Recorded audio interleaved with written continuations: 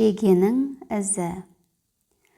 Мінезі жаман бір жас жігіт болса керек.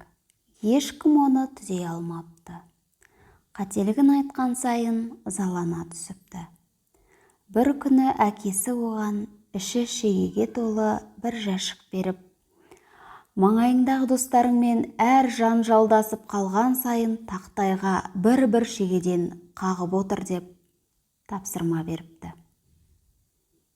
Алғашқы күні-ақ баласы тақтайға көп шеге қағып тастапты. Келесі күндері де аз болмапты. Осы қарқынымен әлгі тақтайды толтыруға аса көп уақыт жұмсамапты.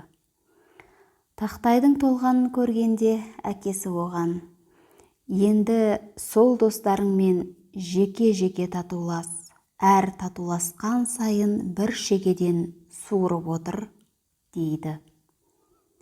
Біраз күндер өтіпті. Бір күні қараса, қағылған бар шеге суырылып біткен екен. Сонда оны сырттай бақылап жүрген әкесі баласын тақтайдың алдына ертіп әкеліп: «Балам, жарайсың, жарадың» депті. «Алайда мына тақтайға жақсылап тұрып қарашы.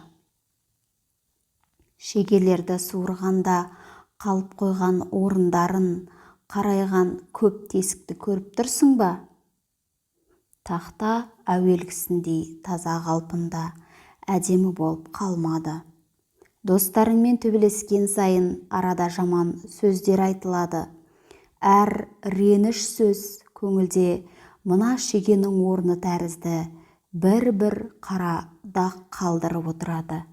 Сондықтан ешкімнің көңіліне кірбің ұялатпағайсың», деп әкесі ұлын сабырға шақырып, өмірлік ұмытылмас сабақ ұқтырса керек.